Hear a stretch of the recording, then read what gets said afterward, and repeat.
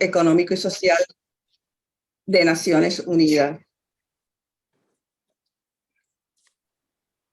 Esta actividad de hoy, este evento paralelo dentro del marco de CSW 67, está coauspiciado por la Asociación Internacional de Juristas Democráticos. Nuestra presentación trata sobre justicia feminista, educación, salud pública, derechos reproductivos para empoderar mujeres y niñas. Antes de comenzar, quiero dar algunas instrucciones. Si usted no tiene fluidez en uno de los idiomas, tenemos interpretación inglés-español, español-inglés, portugués-inglés y, de ser necesario, portugués-español. Lo otro que le quiero decir es que la parte de interpretación ustedes la pueden ver en su pantalla, donde hay un globo del mundo que dice interpretation, ¿no? En español, interpretación, y pueden pulsar ahí y van a acceder a la interpretación. Lo otro que le quiero decir es que tenemos que ser bien conscientes del tiempo, ya que esto es tiempo estricto y por eso hemos comenzado a las 10 en punto. Cada panelista, son 4 panelistas, va a tener 15 minutos para la exposición, y el público que está con nosotros va a tener la oportunidad de colocar sus preguntas en el chat. Yo voy a estar mirando las preguntas y una vez finalicen las panelistas, entonces vamos a pasar a un periodo de preguntas. Creo que he cubierto todo. Lo otro que le pedimos a las panelistas es que por favor hablen despacio y, sobre todo, si ustedes van a citar cifras, números, que lo hagan bien despacio, porque eso es una de las partes que requiere de mayor atención para la interpretación. Sin más preámbulo, voy a presentar a nuestra comoderadora, que va a ser la moderadora principal, que es la doctora Elena Mendoza, de Argentina. Para que sepan, nuestras panelistas son la doctora Nelly Mingersky, de Argentina, cariñosamente la llamamos Pila; la doctora Yamila González Ferrer, de Cuba; la profesora Marcia Murat, de Brasil; y la licenciada Alejandra Mengíbar Guadrón, de El Salvador. Quiero decir unas palabras sobre la trayectoria tan extraordinaria de nuestra moderadora Elena Mendoza. Integra la AAJ Argentina, es abogada recibida de la Universidad de La Plata, es especialista en Derecho de Familia, magíster en Diseño y Gestión Políticas de Estado de la Facultad Latinoamericana de Ciencias Sociales, es doctora de la Facultad de Derecho de la Universidad de Buenos Aires y docente de la misma. Ha escrito numerosos artículos y ha publicado un libro y en revistas jurídicas sobre su especialidad en infancia y género. Esta es la persona para preguntarle sobre los derechos de infancia. Entre el 2000 y el 2002 trabajó en el Programa Internacional para la Erradicación del Trabajo Infantil de la Organización Internacional del Trabajo. Fue consultora del Banco Interamericano de Desarrollo y también forma parte del Consejo Nacional de la Mujer, Consejo Coordinador de Políticas Sociales, Presidencia de la Nación. Sin más preámbulo, los dejo con ustedes en muy buenas manos, la comoderadora Elena Mendoza. Gracias, Vanessa, por tu presentación. Buenos días a todas y todos. Le damos las palabras a las panelistas. En primer orden va a hablar la doctora Nelly Mingersky. Voy a leer brevemente su extensa trayectoria.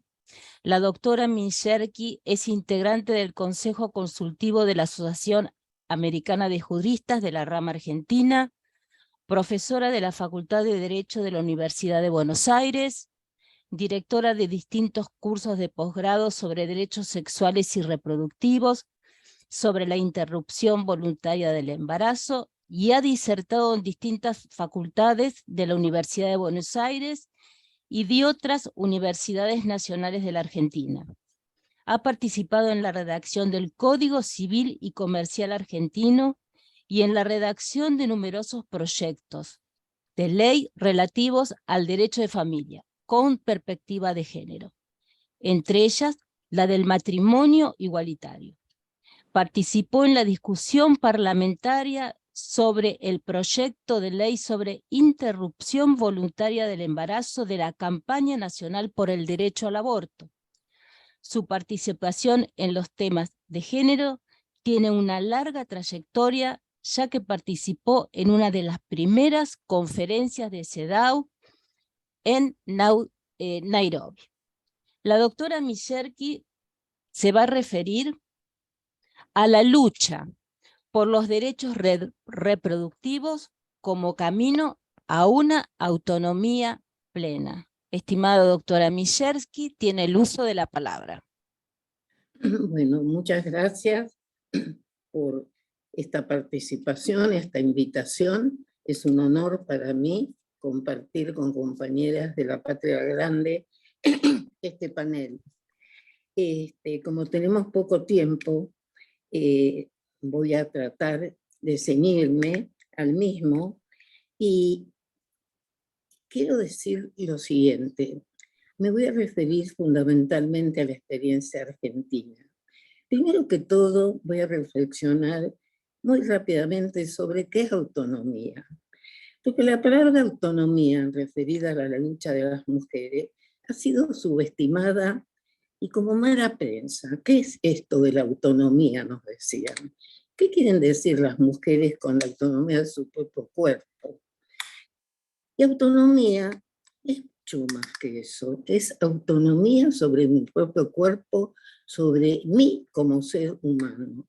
Autonomía viene del griego. Es auto, es propio, norma, y mía es ley, norma. ¿Esto qué quiere decir? Que cuando yo hablo de autonomía, hablo de mí sola. El problema de autonomía se refiere muy interesantemente cuando se habla de comunidad. La comunidad necesita la autonomía, porque la comunidad democrática se nutre de cada uno de sus integrantes. Y si yo no soy autónoma, si yo no tengo libertad e igualdad, no tengo voz tampoco, fundamentalmente. Entonces no participo de esta comunidad. Y una comunidad en la que todos no participamos no es democrática. Y tenemos que tener muy claro que como un elemento, estoy hablando de la verdadera democracia, no la democracia como maquillaje, porque una democracia, un Estado democrático en el cual las mujeres no tenemos igualdad de derechos y de oportunidades, le falta, como han dicho muchas teóricas del feminismo, una pata fundamental. Entonces no es democracia. Entonces la palabra autonomía merece reflexión, porque sin autonomía no hay libertad, no hay igualdad, hay jerarquías. Y las mujeres cuando hablamos, estamos hablando de un mundo sin jerarquías, un mundo de igualdad. Acá nos ha convocado Naciones Unidas sobre una palabra empoderamiento. Y el empoderamiento sin autonomía es como son dos elementos que se retroalimentan, porque tampoco autonomía es algo fijo, estático. Es un camino, es un recorrer en la vida que nos vamos y vamos saliendo de esta historia como nos han puesto inclusive en las leyes como incapaces. Es el camino al ser humano pleno, con igualdad de derechos. Sabemos que todos estos términos también son relativos, pero dentro de esta organización, de esta, digamos, comunidad capitalista, la autonomía nace como concepto un poco con el liberalismo político, pero hoy en día las mujeres, si no somos autónomas, tampoco podemos luchar por un mundo sin clases, con un mundo con una distribución de justicia social. Entonces, ¿cómo llegamos a la autonomía? Nos vamos empoderando. Y las mujeres caminamos en esta vida, ¿no?, nutriéndonos, aumentando nuestra autonomía, que como dije es un camino, es gradual, y al mismo tiempo nos vamos empoderando. Entonces, ¿por qué pienso que la lucha por el aborto ha sido un camino a la autonomía y al empoderamiento en general. Porque miren ustedes, las mujeres hemos conquistado distintos derechos, ¿no? Desde el sufragio, la igualdad en el matrimonio, todo siempre en términos relativos que todas sabemos muy bien cuáles son todavía las dificultades. Hemos obtenido igualdad de trabajo, vamos obteniendo responsabilidad parental conjunta, divorcio, equiparación, cupo.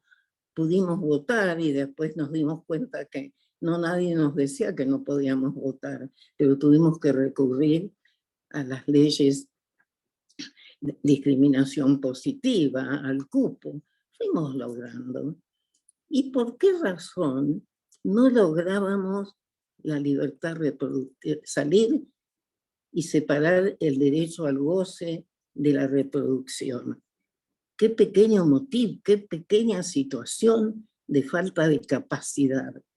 O sea, éramos capaces, íbamos alimentándonos, nos íbamos empoderando, pero en dos temas fundamentales en nuestra vida no lográbamos avanzar y no hemos logrado en muchos países todavía.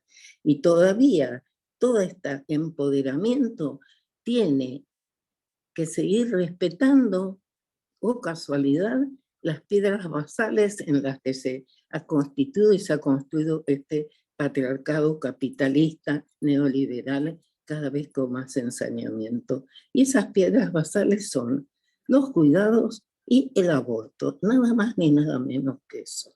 O sea, una de las cosas más importantes en la vida de un ser humano es que ser madre o no, las mujeres, tener goce, tener placer sexual, o sea, ser dueñas realmente de nuestro propio cuerpo, no lo pudimos lograr. ¿Y por qué? Porque es salir y, como dije antes, romper las bases estructurales del patriarcado. Lograr, como lo hemos logrado, que todavía estamos en la lucha, esta lucha nos ha servido para que se acercaran multitudes de jóvenes. ¿Por qué no se acercaban multitudes de jóvenes cuando luchamos por otras luchas? Porque la sexualidad es algo que nos impregna nuestra vida desde que nacemos, porque atañe a los niños, a los adolescentes, al futuro, al proyecto de vida, formar una familia, no formarla, son elementos básicos, son derechos fundamentales. Y por eso, ¿por qué es tan importante la ley que logramos en la Argentina en el 2020? Después de una lucha que quiero señalar algunos elementos de esa lucha que para mí fueron fundamentales para el logro. Primero, que fue una lucha colectiva. Primero, que fue una lucha con una digamos, pertinencia, una permanencia en el tiempo en la lucha. Uno, no bajar los brazos durante 20, 30 años. Pensemos que la campaña nacional por el derecho al aborto se fundó en el 2005 y ya veníamos en la Argentina luchando. Ya habíamos tenido proyectos de leyes, teníamos luchas por nuestro cuerpo, pero recién cobra fuerza dentro de una lucha colectiva que se dio en la Argentina, posiblemente un producto de esta dictadura que nos arrasó y que dio lugar a un movimiento maravilloso como fue el de las madres y abuelas. Lo cierto es que finalizada la dictadura se produjo una eclosión de avances en leyes y nos faltaba esta. Y lo logramos recién casi 20 años después. Ahora, en esta lucha, elementos fundamentales: lucha colectiva, territorialidad, transversalidad, horizontalidad y la necesidad de un Estado democrático, de años de Estado democrático para que pudiéramos realmente transmitir a toda la sociedad esta lucha. Ahora, ¿por qué? Ya dije por qué es tan difícil esta lucha, pero lo logramos. Y logramos una de las mejores leyes del mundo. Aclaro, no en cuanto a la despenalización, pero total. Pero voy a explicar cuáles son las mejoras. Nosotros tuvimos dos etapas en esta lucha por la ley del aborto. En el año 2018 logramos que un gobierno que no compartíamos su ideología, por un azar de la política también, pusiera y admitiera que se tratara en el Congreso el derecho a la interrupción voluntaria del embarazo. La campaña venía presentando proyectos todos los años al respecto. Veníamos creando doctrina, hablando, siendo una bandera, tratando de que no desapareciera, digamos, que tuviera presencia permanente en la sociedad la temática. Denunciábamos cómo la penalización era la ley más discriminatoria. Yo digo siempre que cuando la CEDAW nos dice que una ley es discriminatoria, aunque no lo denuncie, que no surja de sus denunciados, pero sí sus consecuencias son discriminatorias, es la ley del aborto, la penalización de las mujeres víctimas en nuestro país, y creo que en todos, eran las mujeres más vulnerables, las mujeres que estaban fuera de toda posibilidad de prevención, de anticonceptivos, de educación, de salud. Entonces esa ley, las mujeres que salían en los diarios y que morían, eran las mujeres más pobres, más necesitadas del cuidado del Estado y de la sociedad. Entonces, cuando se produce en el 2018 la primera habilitación para que se vote, teníamos una duda. Este gobierno que no compartíamos, que estábamos en contra de este gobierno, habilitaba, ¿qué hacíamos? Todas pensamos que nosotras cuando luchamos por los derechos de las mujeres, nuestra prioridad es esa. No nos podíamos dar el lujo de decir no, no la habilitamos, no trabajamos porque no nos gusta el gobierno. Como han hecho algunas mujeres en nuestro país en una época cuando en la primera ley de voto, mujeres que habían luchado por el derecho al voto, no lo compartieron porque era el peronismo la que estaba. Nosotras en esta etapa dijimos, acá vamos a dar la pelea porque tenemos que seguir defendiendo a las mujeres. La dimos, no lo ganamos, pero para mí sí lo ganamos. La emoción que yo sentí cuando por un dique que se abrió corrían centenares de miles de niñas y niños, de adolescentes, con el pañuelo verde en sus mochilas. Dije, no, ¿qué hicimos? Nos llamó la atención a todas. Nunca pensamos. Decían, bueno, 100.000, 1,5 millones de mujeres. Y digo mujeres porque éramos mujeres de cualquier edad, desde las abuelas que nunca habían confesado que se habían hecho abortos, las madres, las niñas. Eso fue, no sé cómo explicarlo. Ahí yo creo realmente que el patriarcado tembló un poco, porque empezamos a horadar esa base. Y ganamos en diputados, perdimos por muy poco, pero para mí dimos un vuelco de 180 grados en la conciencia social. ¿Y por qué? Porque siempre hablamos del derecho a aborto desde la óptica de los derechos humanos.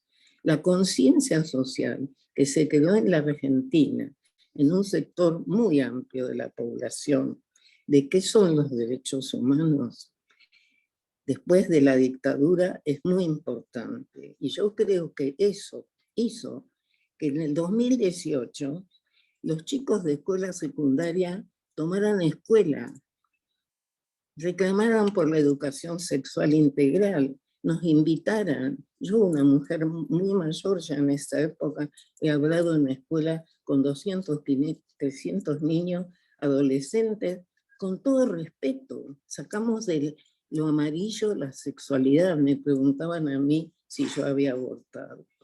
Ese cambio, esa impregnación en la sociedad, yo creo que fue de un valor enorme. Y eso empoderó para el aborto, porque un adolescente, eso empoderó para todo, para que el otro día una niña de 12 años, en el Día Internacional de la Mujer, una periodista le preguntaba, ¿vos por qué estás acá? Yo porque mi papá le pegaba a mi mamá y no quiero más violencia. Otros, un varón de 14 años, sintieron que estábamos hablando de autonomía en el sentido de dignidad, de ser uno dueño de sí mismo, con el principio básico de nuestra sociedad de no dañar al otro. Entonces, por eso sostengo que el camino de luchar por cada uno de estos derechos es un camino de empoderamiento.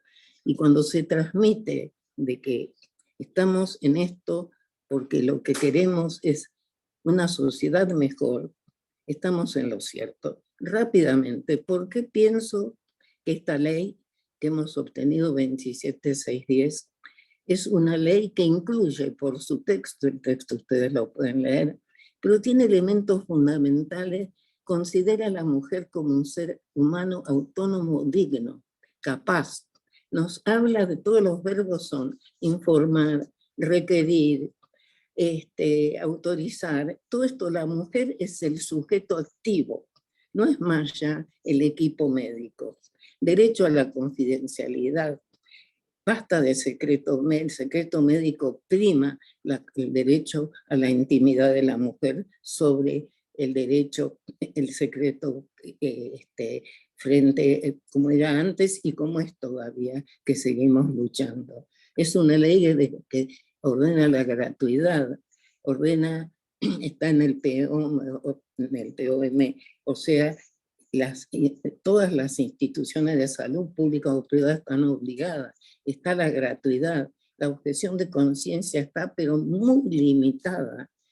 Siempre el sujeto principal en toda la ley es la mujer. Y lo es también los niños y adolescentes. Tienen derecho, de acuerdo a nuestro Código Civil, rige a partir de los 13 años a solicitar solos, salvo que haya peligro en la vida. A partir de los 16 años, recién lo acaba de obtener España.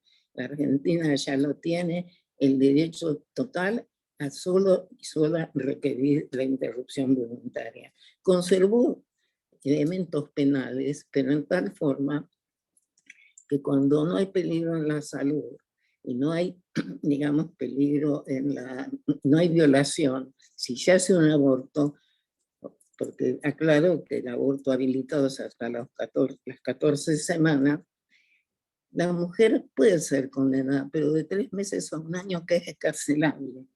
Entonces no vamos a tener más esas presunciones de abortos espontáneos, que enseguida si había aborto, ya la mujer se despertaba cuando iba con un problema post-aborto y estaba ya encadenada. Entonces tenemos una ley que ha convertido jurídicamente, institucionaliza el aborto como un derecho humano, un derecho a la salud. Tenemos mucho para luchar todavía. Sí, Pilar, perdona que te interrumpa, pero tenemos que ir cerrando. Un minuto.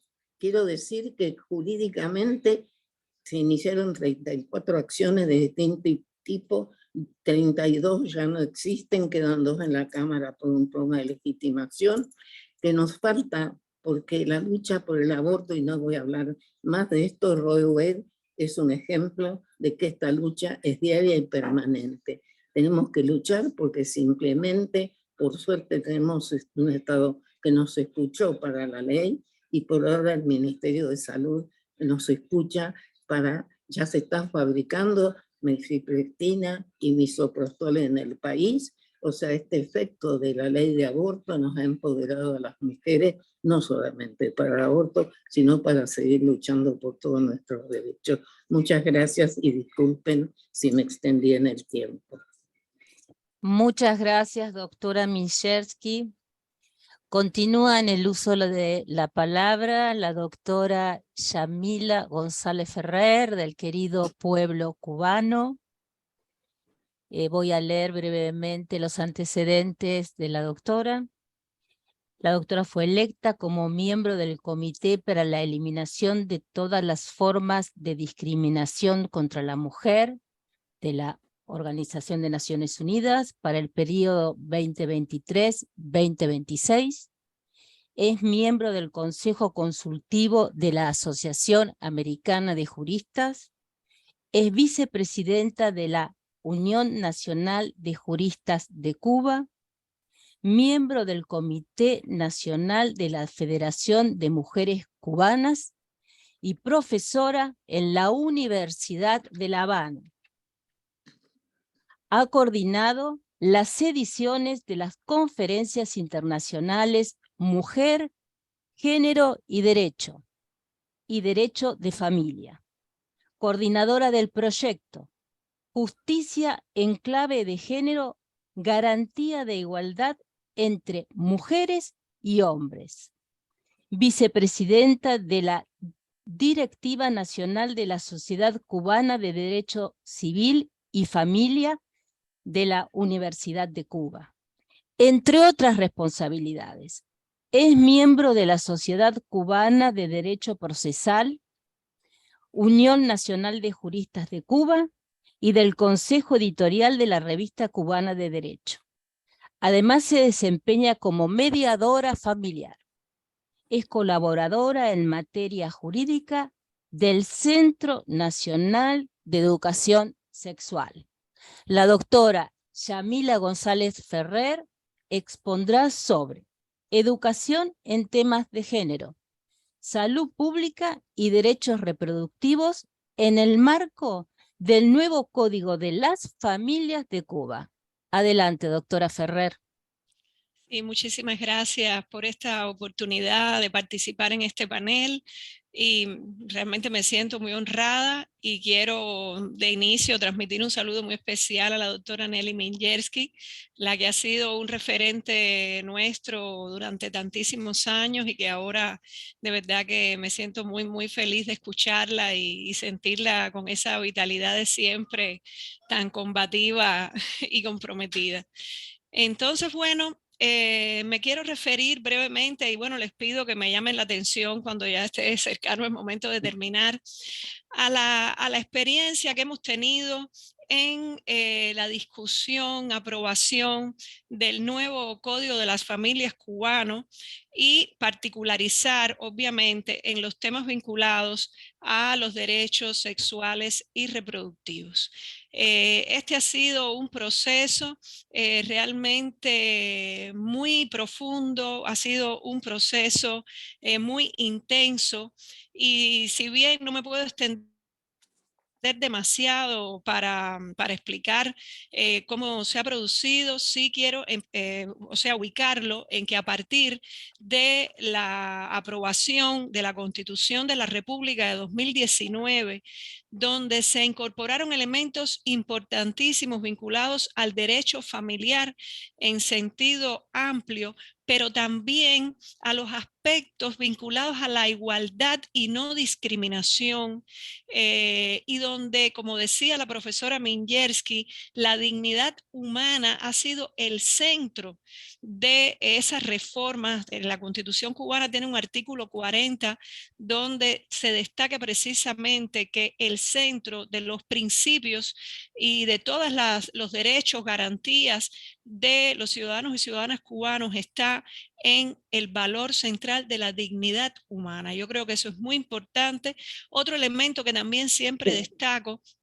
Perdona, Yamila, me están pidiendo los intérpretes que hable más bajito, más suave. Más despacio, gracias. Disculpen. Otro elemento importante dentro de nuestra Constitución es que se refiere a una igualdad efectiva. Y yo creo que esa especificidad de establecer que una de las funciones principales del Estado es garantizar la igualdad efectiva y la dignidad plena de los seres humanos, pues pone en el centro realmente las prioridades desde estas perspectivas que son tan importantes. Con esta Constitución, que además en su artículo 81 reconoce la diversidad familiar, en tanto se expresa que el Estado va a proteger y a reconocer a todos los modelos familiares independientemente de su organización. Bueno, pues empezamos no, porque ya veníamos muchos años trabajando en las reformas del Código de las Familias, pero con este impulso de los preceptos constitucionales, pues empezamos a trabajar en los proyectos del nuevo Código de las Familias. Entonces, un elemento muy importante, si bien no me puedo detener en todo el tracto que vivimos, sí quiero decir que este es un código que ha sido resultado de un ejercicio participativo inédito en la práctica política y jurídica cubana, que se expresó tanto en consulta especializada que se realizó con más de 47 instituciones, organizaciones de la sociedad civil, centros de estudio, y que modificó el 60% del proyecto. Después se hizo una consulta popular con una participación masiva de más de 6 millones de personas, con más de 79.000 reuniones en los barrios, en las comunidades, en los centros de trabajo y en los centros de estudio, y que con esa consulta popular se transformó también el 49% del contenido de esa versión. Bueno, pues da la medida de el ejercicio participativo democrático que tuvo lugar en el país para la elaboración del Código de las Familias. Y después, como colofón, referendo popular, también con una amplísima participación, con una movilización tremenda de la ciudadanía, y que permitió aprobar este con un 66,85% de los votos positivos válidos emitidos en las urnas.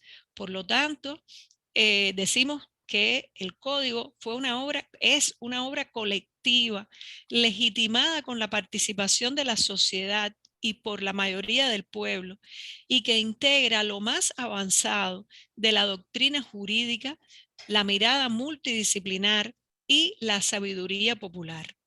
Por supuesto, todo ese proceso de consulta, de referendo, motivó un debate tremendo, porque también tuvimos fuerzas en contra del código, de los contenidos del código, principalmente de los ámbitos de pensamiento fundamentalista, que realmente puedo decir que no teníamos idea de la fuerza que podrían tener dentro del país, y eso lo empezamos a ver ya con el debate también constitucional, y eso también provocó una gran movilización popular.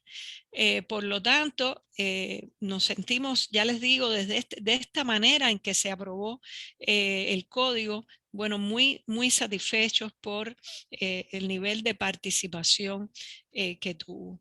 En materia de derechos sexuales y reproductivos, y porque me tengo solamente que referir a eso para ser bien en concreta, yo creo primero que tenemos que mencionar que se reconocen los derechos de todas las mujeres en su diversidad, con acceso a todas las instituciones jurídicos familiares sin discriminación.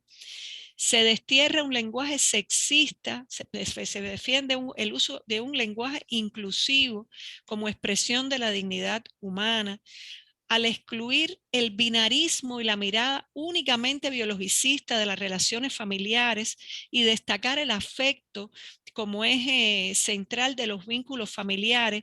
Bueno, pues con ello abrimos las puertas a la afiliación socioafectiva, a la multiparentalidad. Y hay directa, y déjenme decirles también que nuestra Constitución, muy importante, en el artículo 43 refleja el respeto a los derechos sexuales y reproductivos, y el Código de las Familias, su artículo 4, en el inciso C, como uno de los derechos de las personas en el ámbito familiar, reconoce el pleno desarrollo de los derechos sexuales y reproductivos en el entorno familiar, independientemente de su sexo, género, orientación sexual, identidad de género, situación de discapacidad o cualquier otra circunstancia personal, incluido el derecho a la información científica sobre la sexualidad, la salud sexual y la planificación familiar, y en todo caso, por supuesto, apropiados para su edad. Es decir, que desde la perspectiva familiar hay un pronunciamiento directo sobre el respeto a los derechos sexuales y reproductivos. Igualmente, desde esa perspectiva familiar, en el inciso anterior, el F, que se refiere a la igualdad plena entre mujeres y hombres, a la distribución equitativa del tiempo y al tema de los cuidados también, se expresa al final de este inciso que se respete en el ámbito familiar el derecho de las parejas a decidir si desean tener descendencia, número y el momento para hacerlo, preservando en todo caso el derecho de las mujeres a decidir sobre sus cuerpos. Aquí hubo un debate tremendo porque, claro, en nuestro país las materias civil y familiar están separadas, es decir, el derecho familiar es autónomo. Por lo tanto, las personas decían, bueno, pero ¿por qué aquí no se refleja de mejor manera el derecho a la interrupción voluntaria del embarazo, por ejemplo, que como sabemos en el caso cubano es un servicio de salud desde el año 1965, es decir, totalmente reconocido, pero desde algunos grupos decían, bueno, pero no hay una expresión propiamente legislativa de este derecho, más allá en el ámbito de salud pública, bueno, todos los protocolos de actuación, las metodologías que existen para la práctica de la interrupción voluntaria del embarazo.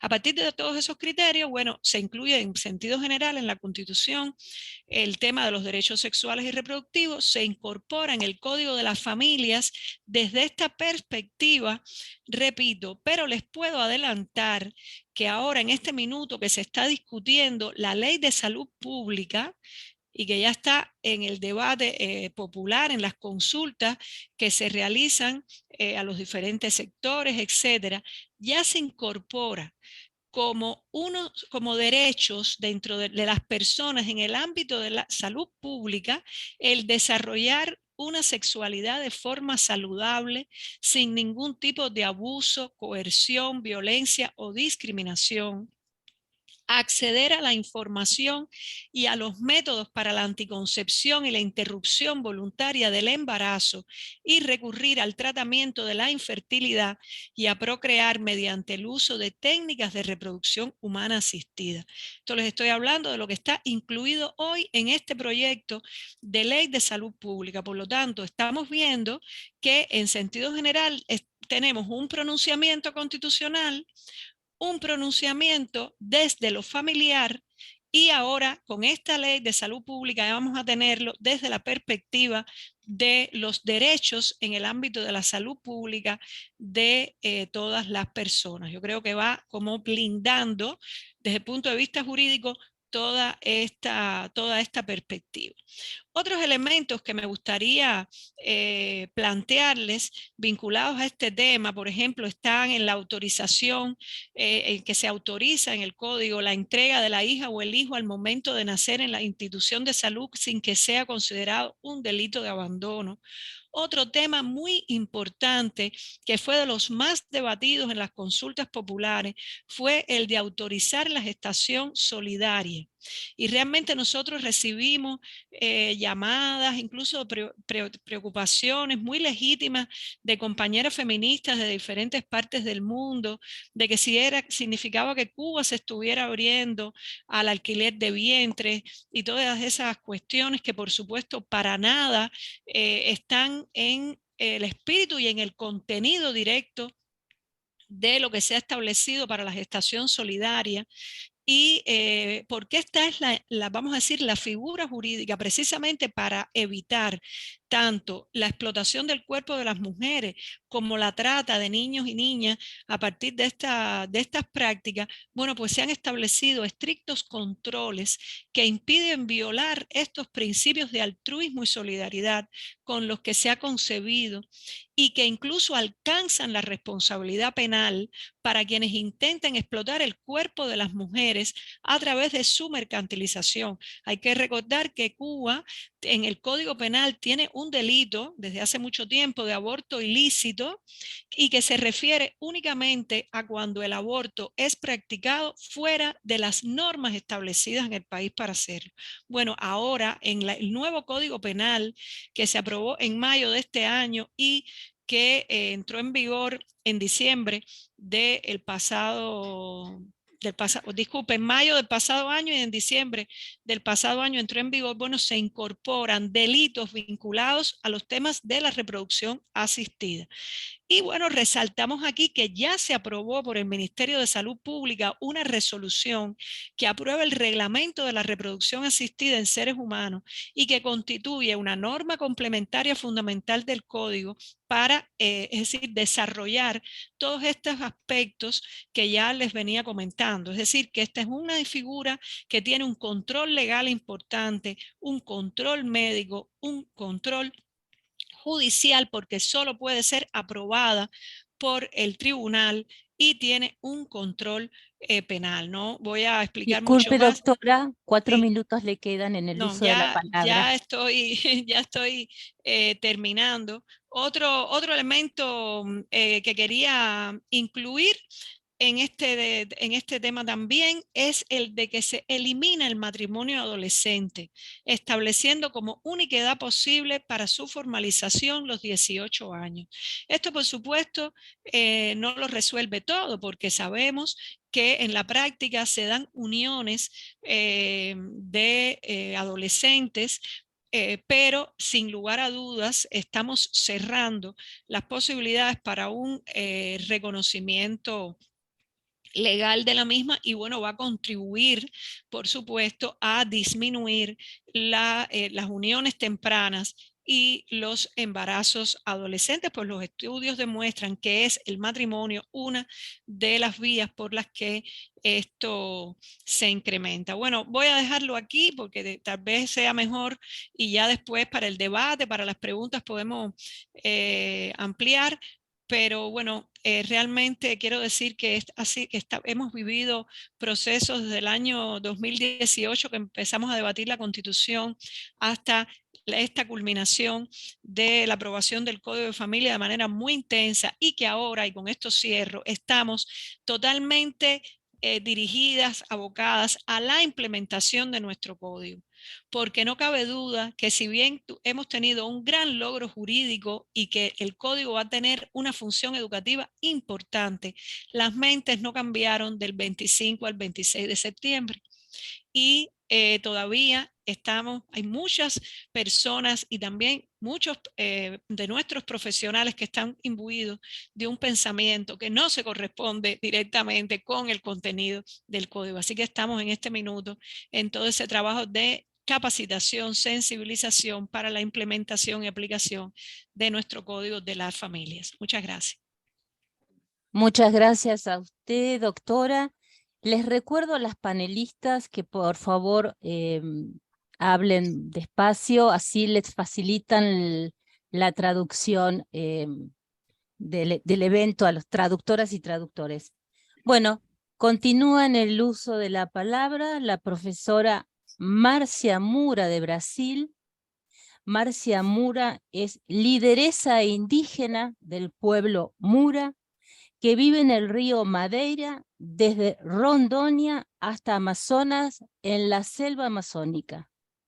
Es doctora en historia, es profesora de historia en la red del estado de Rondônia y en lo personal, la profesora Mura sufre persecución por enseñar historia desde la cosmología Mura con perspectiva de género.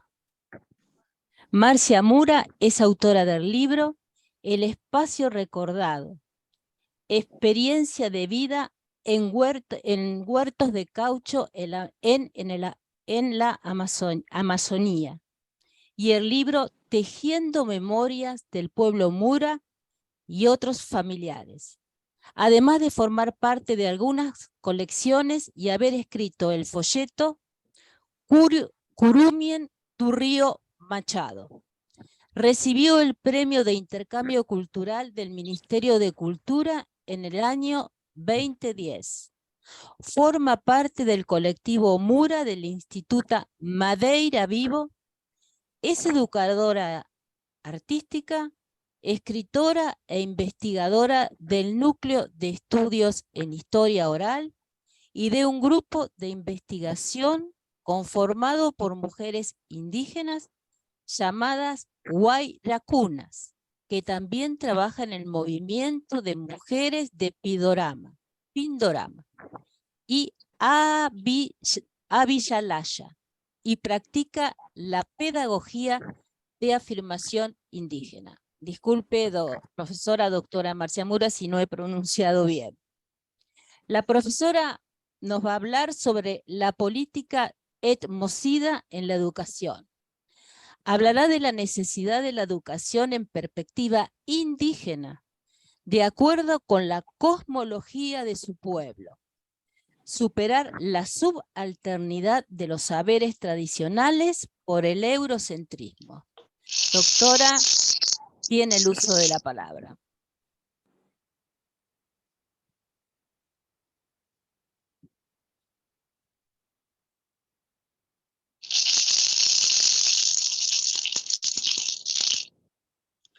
O Acatarrepé, Ixé Marcia Mura, do Paraná Madeira,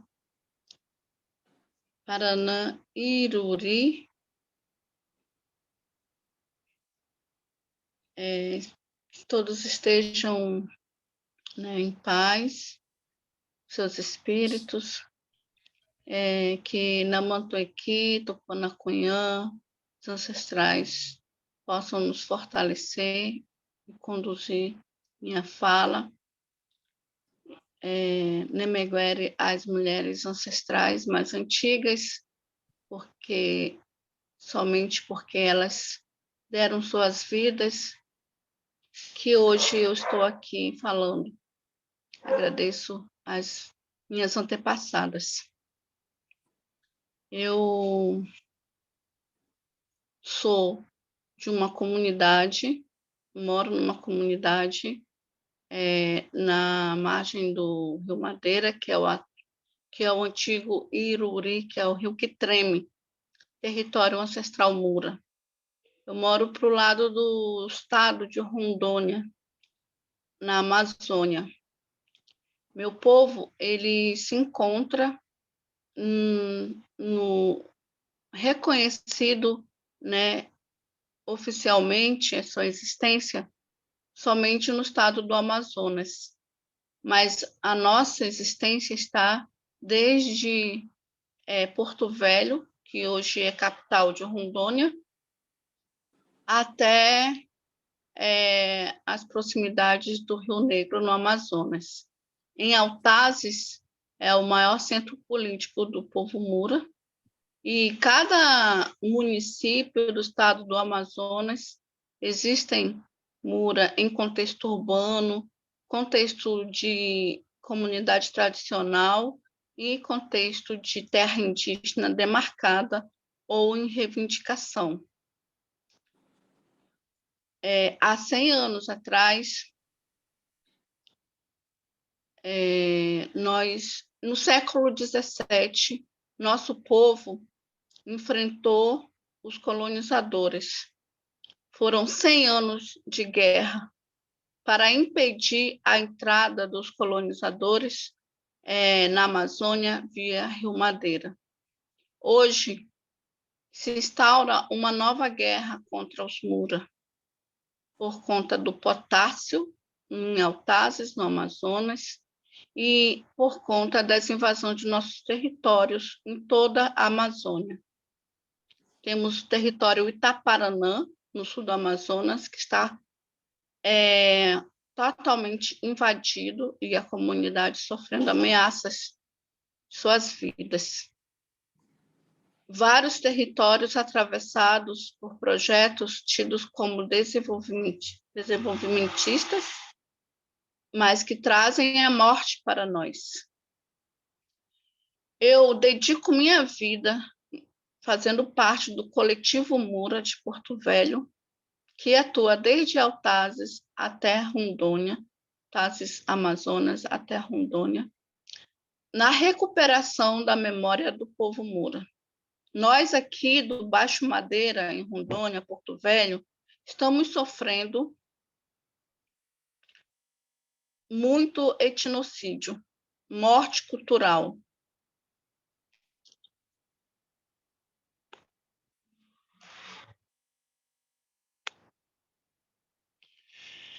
Eu sou professora, educadora, faz 1 ano e 6 meses que fui tirada da escola do qual eu trabalhava, que é uma escola num contexto ribeirinho, porque são várias camadas, né, desde a colonização.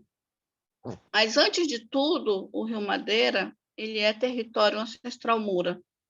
E com a colonização, embora sempre fizemos a resistência, foram construídos seringais, espaço de exploração de borracha, onde era utilizado mão de obra indígena, e foi em vários territórios indígenas construído esse espaço de exploração para retirar a borracha, seringa, o leite da seringueira. E nesse nosso território, então, foi construído seringais em cima do nosso território ancestral, que resultaram atualmente em comunidades que hoje são denominadas de ribeirinhas. E eu atuo nessas comunidades fazendo a recuperação do povo Mura e de outros parentes. Nós, indígenas, chamamos as outras pessoas de outro povo indígena de parentes. Então, nessas comunidades, nós mantemos o modo de ser indígena, mas temos o apagamento da política de Estado, de qual povo foram retirados e do nosso pertencimento indígena. Então, eu dedico minha vida para trazer de volta essa memória. E na escola que eu trabalhava com a concepção, né, da percepção indígena, valorizando a cultura local e dialogando com o global, priorizando a formação da vida, priorizando a formação das estudantes e dos estudantes, para que pudessem saber de onde vêm e para onde vão, ter orgulho de suas origens e ter domínio dos seus conhecimentos tradicionais.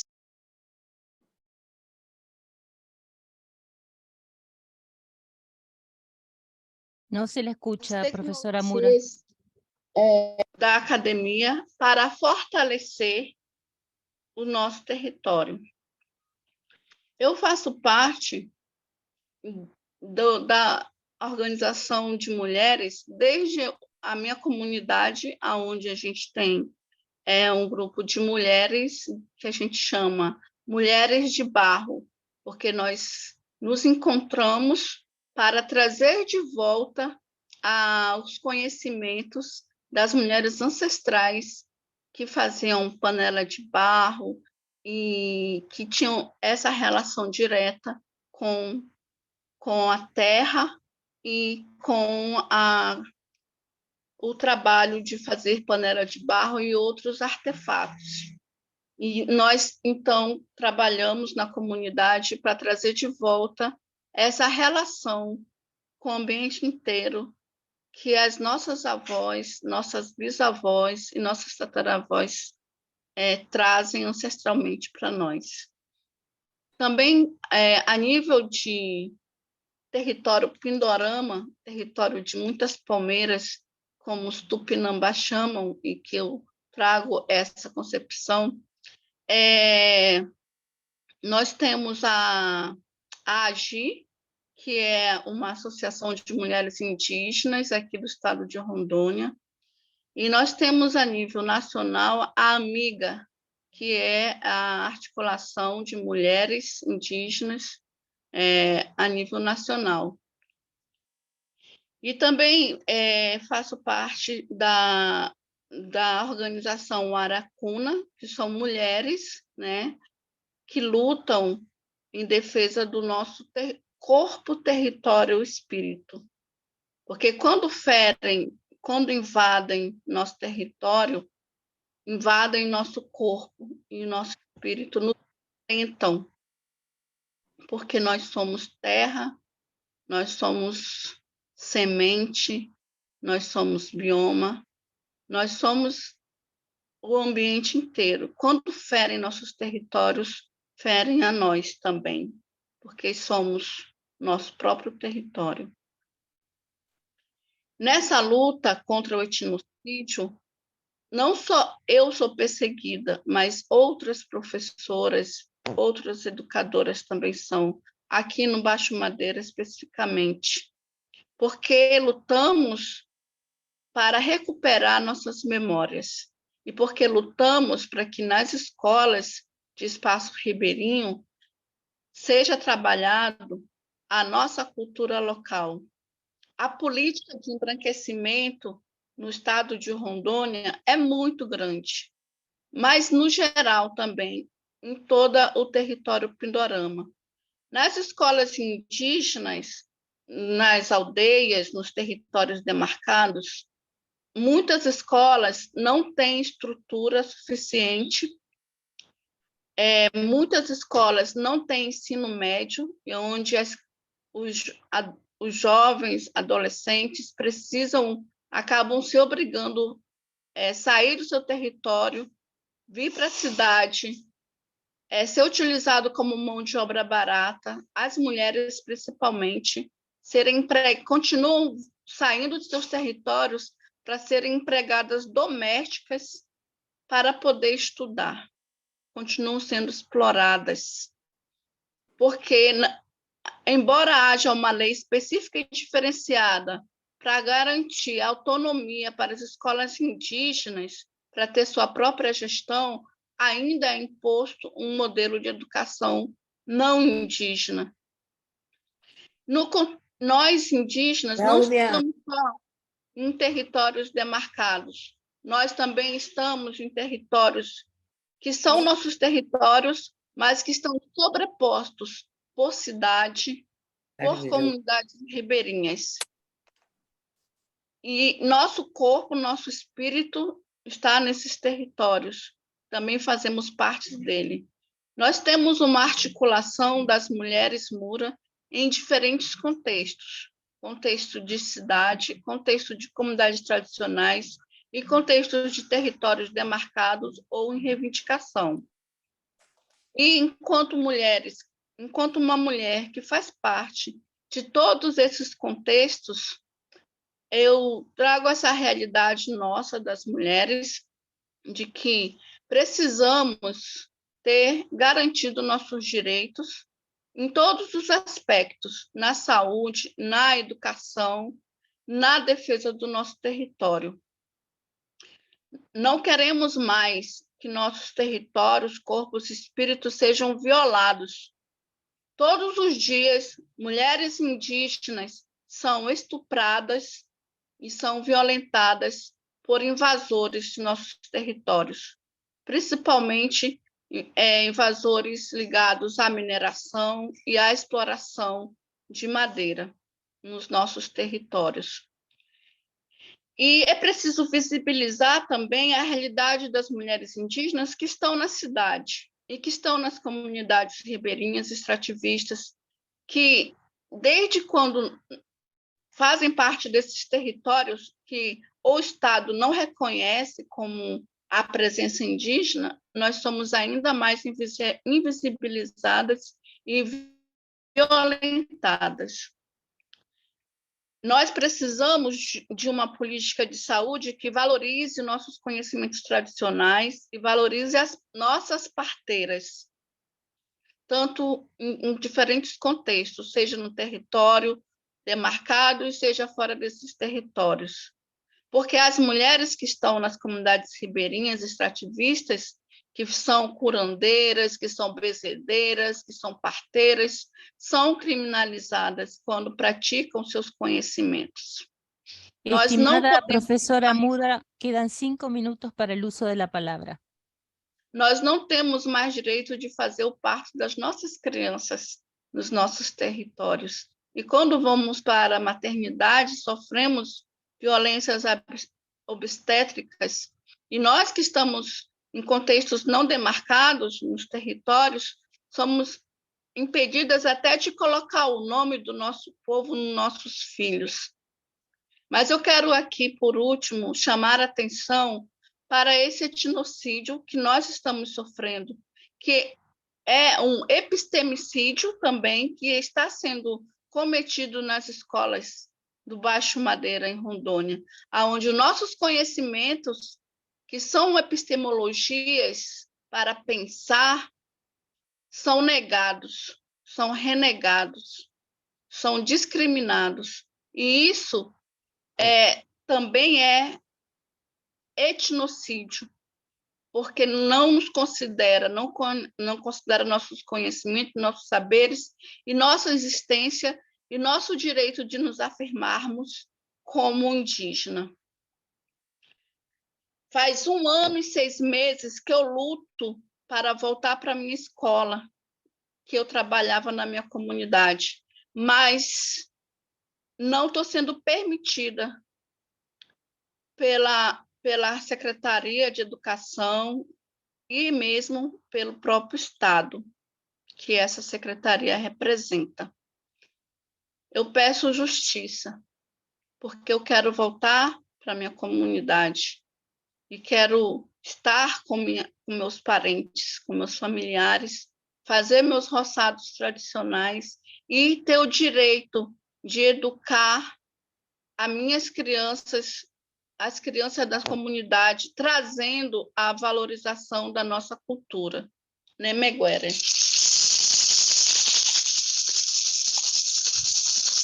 Gostaria de encerrar com um canto que eu aprendi com a minha tia-avó.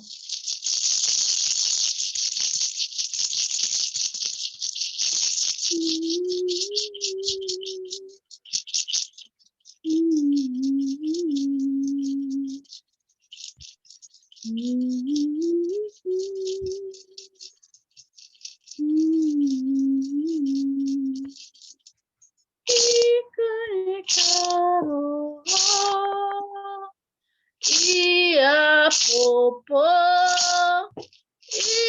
Icanicaro, Iapopô, Cauarrinha e não há, Cauarrinha e não há.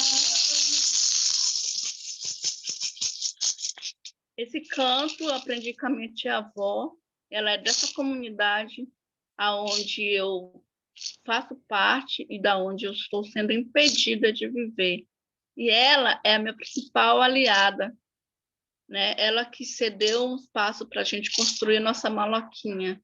E nessa última conversa, comendo peixe com ela, ela falou: minha filha, enquanto eu estiver viva, ninguém vai te tirar daqui. Então, é essa força das mulheres mais velhas, das mulheres mais novas que eu trago aqui para dizer: chega de epistemicídio, chega de etnocídio, chega de genocídio, nenhum sangue a mais, demarcação já.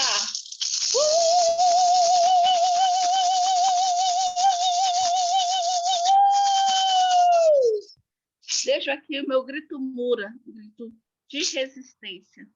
Né, Meguera? Muito obrigada. Muchísimas gracias, profesora Mura. Ahora le damos la bienvenida para que haga uso de la palabra a la licenciada Alejandra Mengíbar Huadrón, del Salvador. Alejandra es licenciada en Sociología en la Universidad del Salvador y en Arquitectura en la Universidad Matías Delgado.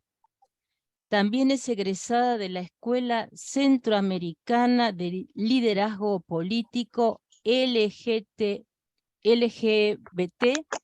del Instituto Victoria, especializándose en liderazgos políticos, gobierno y políticas públicas, género, diversidad y derechos humanos. Es activista de los derechos humanos enfocado en juventudes, mujeres y géneros diversos. Fue la primera candidata transgénero al competir como diputada al Parlamento Centroamericano por el Frente Farabundo Martí de Liberación Nacional. Representando al Frente, fue secretaria nacional de Diversidad Sexual y Género.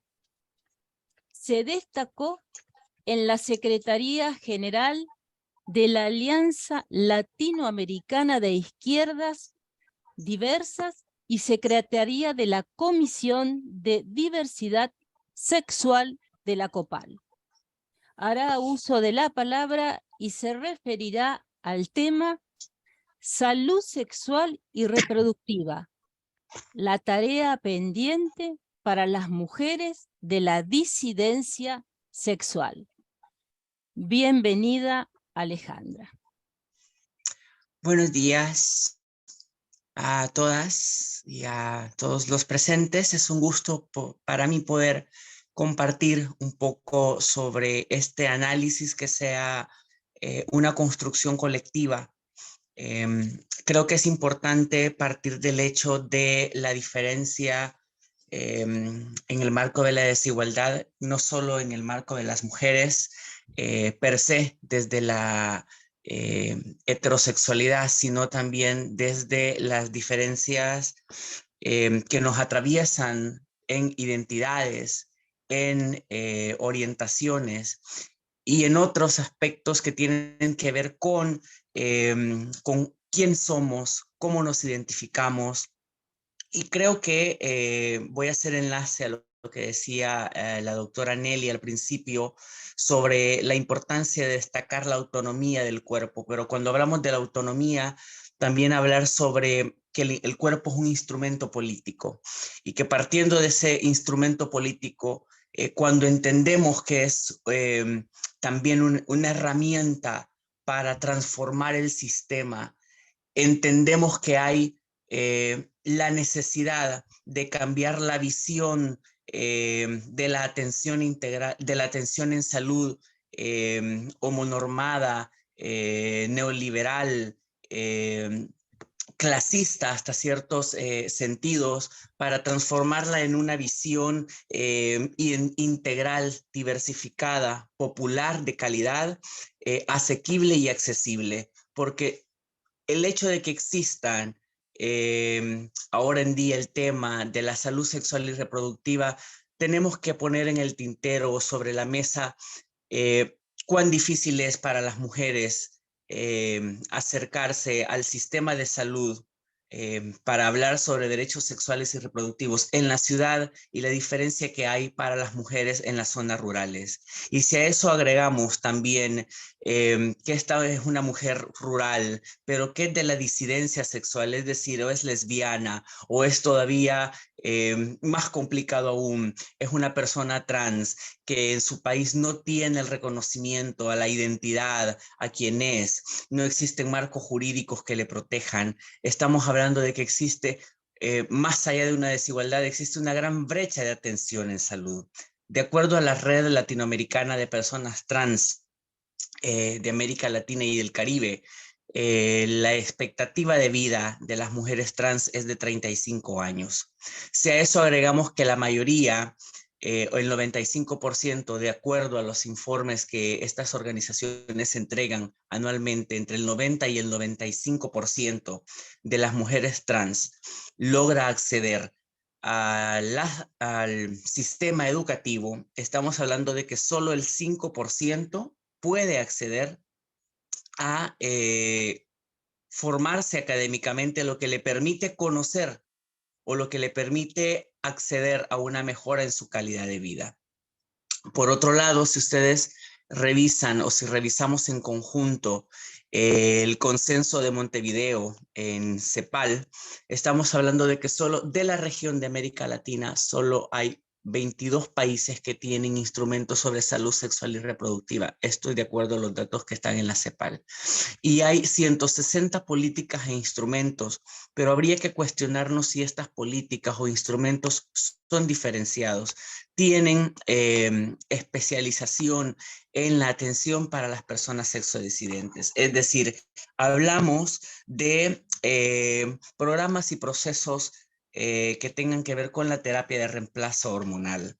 Hablamos sobre la obstetricia sin violencia para las mujeres lesbianas y los cuerpos gestantes. Hablamos sobre las cirugías y el acceso a cirugías sin biopolímeros y sin otros tipos de aceites, por lo que durante las décadas pasadas las personas sexodisidentes han optado en la mala praxis para el uso y el modelaje de sus cuerpos. ¿Cuándo vamos a hablar de estos temas en la política pública? ¿Cuándo vamos a transitar de acciones en los países del sur hacia toda la región? Porque es diferente hablar sobre la política integral que hay, por ejemplo, en la Argentina, a la diferencia también que hay en Cuba, que es un ejemplo para toda la región, porque Cuba no solo fue el primer país en despenalizar la homosexualidad, sino también ahora lo hace a través de un referéndum, el Código de las Familias y un gran trabajo a través del CENESEX. Y es de reconocer todo el trabajo que tuvo la población sexodisidente para poder abordar de manera responsable, de manera coherente y oportuna el tema de la salud sexual y reproductiva, porque hay que hablar más allá sobre una planificación familiar desde la heterosexualidad. ¿Qué pasa con aquellas mujeres que son de la sexodisidencia y quieren ser madres? ¿Qué pasa con aquellos cuerpos gestantes de género no femenino que tienen también el derecho a gestar? Entonces, hay una brecha de desigualdad en la atención que todavía no está siendo considerada dentro de las corrientes feministas. Particularmente, sabemos que dentro del feminismo hay diferentes corrientes y es válido, es parte de los movimientos y es parte de cómo los procesos avanzan. Sabemos que hay un sector del feminismo que rechaza a las personas trans. Y es ahí donde ponemos en el tintero sobre qué está sucediendo con los movimientos sociales para realmente hacer asequible, para luchar por el derecho para todas y para todos. Luego es importante también enunciar que la sexualidad nos atraviesa el cuerpo a todas y a todos de una manera diferente, que el ejercicio de la sexualidad en las personas trans inicia entre los 12 a los 13 años bajo la explotación y el trabajo sexual, que es la única fuente de ingreso para la mayoría de personas trans en América Latina debido a la falta de políticas públicas. Entonces, al final del día nos vemos envueltas en no existe legislación, en no existe políticas o programas de atención especializados y al final la única opción que le dan a la mujer trans es el ejercicio del trabajo sexual.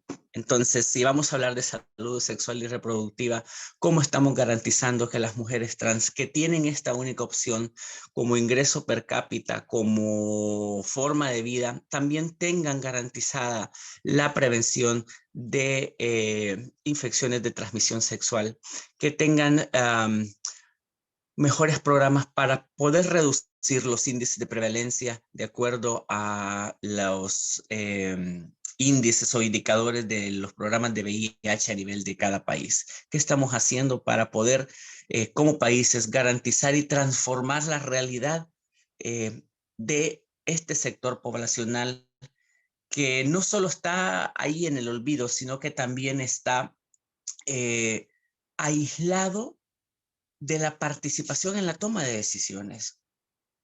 Porque los programas de Naciones Unidas, porque los programas de USAID o de la cooperación internacional, si bien están tomando en cuenta a las poblaciones excluidas o con indicadores de prevalencia, pero son simple y sencillamente son indicadores o porcentajes que responden a estos programas o proyectos, no que realmente transformen o generen un cambio en la vida de las personas. ¿De qué nos sirve que pasen entregando preservativos si no hay una atención de calidad cuando la compañera va hacia la unidad de salud o al hospital a tratarse?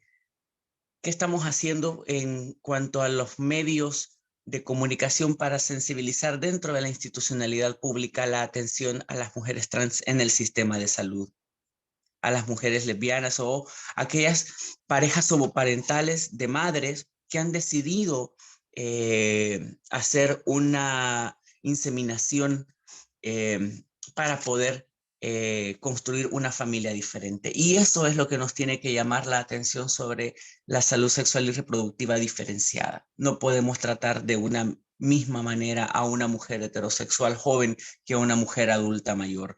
No podemos tratar de la misma manera y con los mismos protocolos a una mujer trans que a una mujer lesbiana, o un cuerpo gestante que es de la zona rural y no tiene el mismo acceso a la salud que a una persona que vive en la ciudad. Creo que es importante también reflexionar sobre cuántos de estos instrumentos son actualizados, particularmente cada vez que hay cambios de gobierno. Cada gobierno lleva sus políticas, cada gobierno lleva su perspectiva y su plan de trabajo.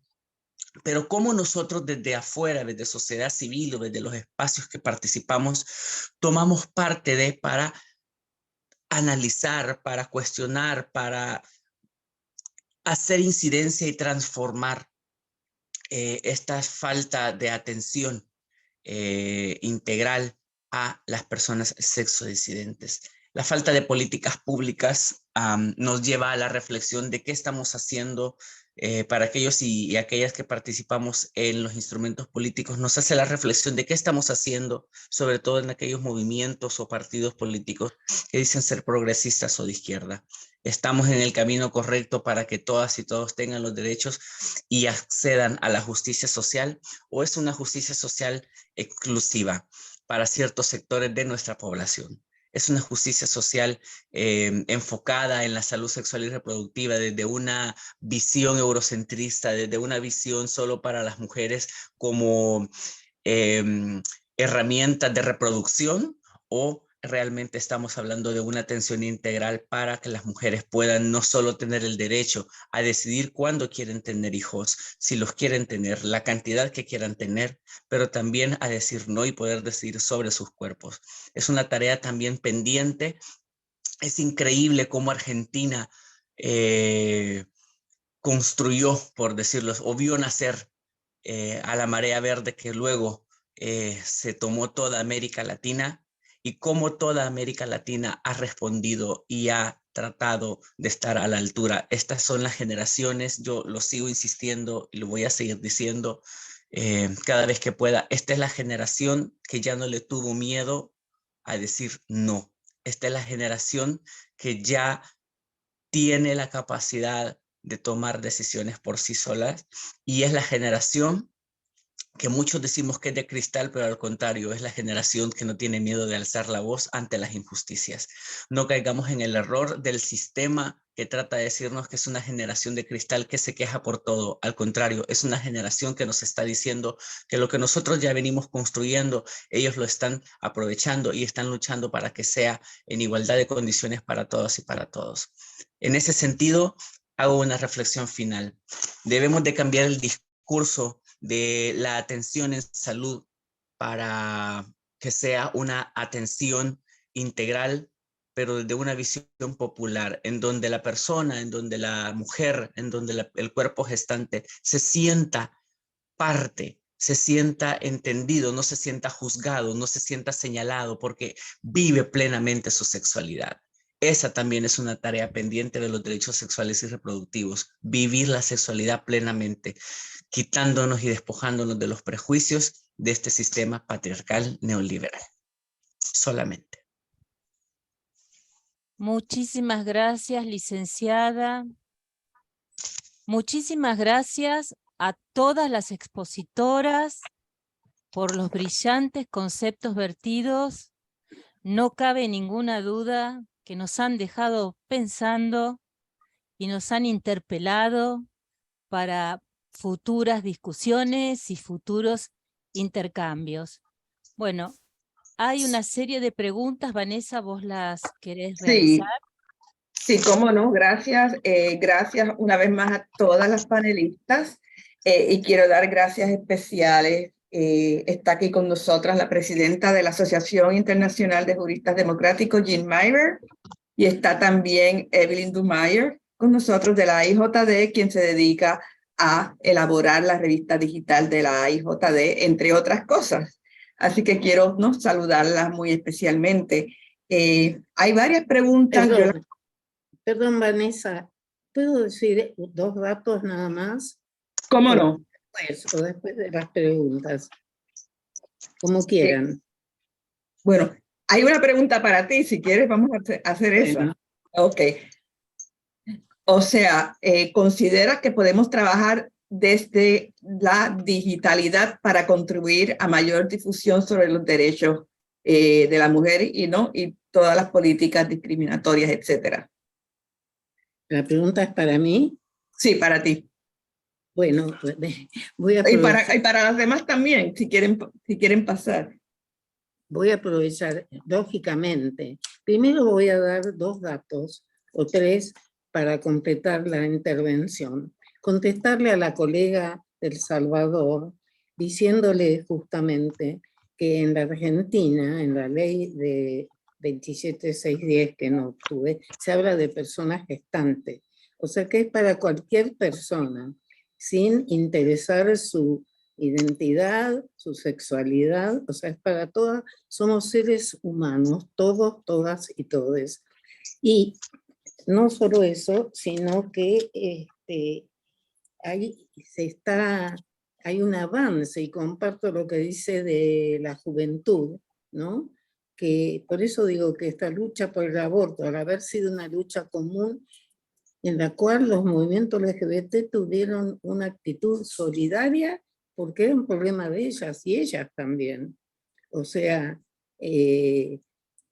esto ha mejorado la vida de todas y todes, y sobre todo en la juventud, que cada vez ha naturalizado como corresponde, no como nos han naturalizado la incapacidad, sino se está naturalizando la igualdad.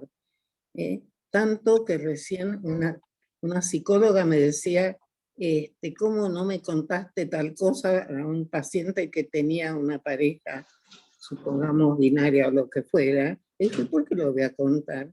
Es una cosa natural, es lo mismo que antes ¿por qué te iban a preguntar si tu pareja era un hombre? Ahora, y eso es un avance enorme en el tema de avanzar en esto que hablamos de igualdad y autonomía, que viene a ser lo mismo. O sea, en eso comparto plenamente. Lo que quería pasar es también para leccionarnos en esta lucha, que dar 4 datos numéricos. Hasta septiembre del año 22 se realizaron oficialmente en centros de salud 60.000 abortos y de interrupciones voluntarias legales. que bajó después de la sanción de la ley. Por primera vez han empezado a bajar los índices de embarazo adolescente, mortalidad infantil y mortalidad de mujeres post-aborto. O sea, quería contar estos efectos que empiezan como, aparte que se está cambiando la subjetividad de nuestra población en forma positiva, también empezamos a observar, digamos, los avances, porque legalizar el aborto es hacer más prevención, menos embarazos no queridos, menos mortalidad infantil, que las mujeres y las personas con capacidad de gestar acudan a los centros de salud, en los cuales no solamente si quieren hacer un aborto, sino la misma ley obliga a informar y proveer todos los elementos anticonceptivos y educar y dar elementos para una vida sexual plena, digamos, ¿no? O sea que comparto plenamente. Gracias, gracias Pila. Tenemos preguntas para Yamila y para Marcia. Yamila, la pregunta es la siguiente: ¿cómo contribuir en América Latina y el Caribe desde esta mirada de equidad de acuerdo a la experiencia cubana para evitar que el aborto sea punible y se proteja a las niñas y mujeres desde la prevención? Yo creo realmente que es un tema importantísimo. Creo que es necesario que nos unamos más para compartir nuestras experiencias, para debatir sobre las mejores maneras de llevar adelante estas luchas, porque obviamente no es fácil, requieren, como decía en mi exposición sobre los temas que abordé, requieren de un cambio cultural, de un cambio de pensamiento, de que realmente se entienda lo que son los derechos humanos y lo que es la dignidad humana y el respeto a los proyectos de vida, de que en estos asuntos le va la vida a muchísimas mujeres y que tenemos que luchar porque esas vidas no se pierdan. Y yo pienso que tenemos que debatir más, que intercambiar más nuestras prácticas, nuestras buenas prácticas en estos debates, en las maneras en que se puede llegar mejor a quienes toman esas decisiones. Bien, porque ahorita cuando la profesora Nelly Mingel, que hablaba de los años de lucha, como el no cejar, el no aminorar y como pensar más en lo que cuesta que alcanzar. Bueno, pues yo pienso que la clave está en eso, en que podamos promover más el debate dentro de los movimientos sociales que existen en cada uno de nuestros países para seguir adelante. Y yo creo también que esta es una prioridad, déjenme decirles, del trabajo del comité de la CEDAW, es decir, todo el tema vinculado a cómo cada estado trabaja y avanza y cuáles son los obstáculos que aún tienen para avanzar, y también en la medida que desde el ámbito internacional, desde estos comités, pues se incida en materia de recomendaciones a los estados. Bueno, pues también tendrán como un impulso particular los movimientos de lucha por alcanzar estos derechos sexuales y reproductivos en los países. Pero yo realmente pienso que se trata de unidad, de unidad de acción, de intercambiar y profundizar y hacer esta lucha, porque yo puedo decir, por ejemplo, bueno, en Cuba particularmente hemos avanzado muchísimo, pero es que hayamos avanzado en Cuba no significa que las cubanas que estamos comprometidas con estas luchas, no acompañemos y compartamos las luchas de nuestras compañeras y compañeros en América Latina y el Caribe. Es decir, también es un problema de las cubanas, para ponerlo en nuestra piel, que en el resto de nuestros países hermanos no se hayan logrado todos los derechos. Entonces, por eso hablo de unidad, de acción, de unidad, de compromiso en función de alcanzar estos derechos para todas y todos. Gracias, Yamila. Hay aquí mensajes ¿no? para Pilar. Muchas gracias por tu constante defensa de los derechos de las mujeres y diversidades, querida Pilar. También tengo otro mensaje acá. Maravillosa y muy clara exposición, Pilar. Gracias por tanta lucha del lado de las mujeres, escribe Mariana Portapila desde Argentina. Otro mensaje. Muchas gracias, Yamila y Marcia, por tanto compromiso con los derechos de la mujer. Y aquí una pregunta para Marcia, la voy a decir bien despacio. ¿Qué queda de lucha de Chico Méndez en territorio de Seringueiros y cómo recuperar para la memoria histórica la lucha de las mujeres que lo acompañaron? Ya que el cuidado del ambiente y la consecución de la efectiva equidad con respeto de la diversidad de género las hacemos entre todos. Pregunta para Marcia. Bom, pelo que eu entendi, né, da pergunta, sobre a questão de recuperar historicamente a luta do Chico Mendes no espaço das reservas extrativistas, né? Primeiro que a gente, como falei, né, eu estou falando aqui enquanto mulher indígena em contexto de comunidade tradicional ribeirinha, né, extrativista, mas também muito ligada aos territórios marcados e em reivindicação e ligada também à cidade. Estou inserida nesses diferentes contextos. Dizer que eu, quanto pesquisadora indígena e da área de história, meu trabalho sempre foi voltado para a recuperação de memórias. E meu trabalho de mestrado em Sociedade e Cultura na Amazônia, pela Universidade Federal do Amazonas, eu trabalhei a experiência de vida em seringais da Amazônia,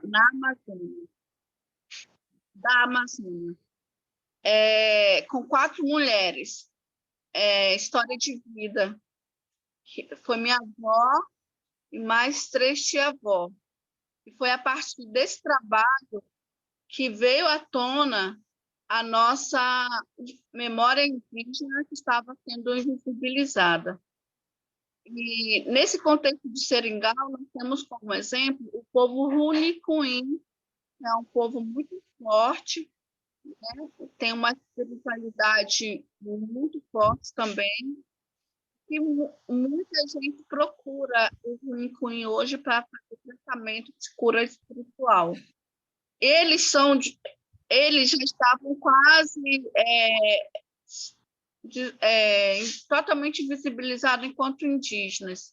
E a partir da luta levada para reconhecer as comunidades extrativistas, as reservas extrativistas, veio também a aliança dos povos da floresta, que é a aliança entre povos indígenas, seringueiros, né, comunidades tradicionais, povos da floresta.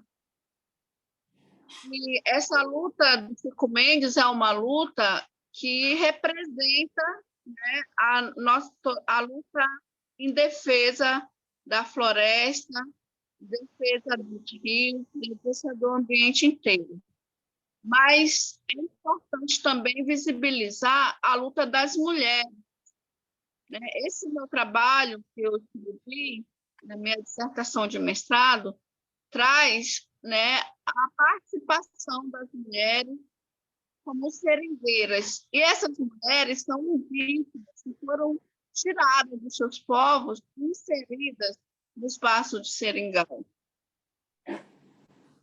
E isso é importante visibilizar, porque essa luta não é feita só por homens, ela é feita por mulheres. E muitas mulheres, além de indígenas da Amazônia, também outras mulheres de outros territórios, como do Nordeste, que também foram trazidas, né, para espaços, ou, né, essas mulheres indígenas da Amazônia que foram tomadas para serem as mulheres dos nordestinos que vieram trabalhar na Amazônia, né?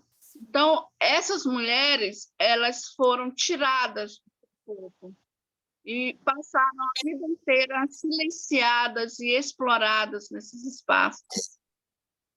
E, ao mesmo tempo, elas se tornaram as curandeiras, as benzendeiras, as mulheres que curam nesses espaços, que cuidam das plantas medicinais, né? Mesmo que elas não possam mais dizer de que povos indígenas elas foram retiradas. Minha avó foi seringueira. Minha avó também extraiu o leite da seringa. Minha avó também trabalhava, minhas tias-avó também trabalhavam no seringal, junto com o pai delas. E é preciso que se visibilize essa presença, essa resistência dessas mulheres e a violência que elas passaram e continuam passando ainda hoje.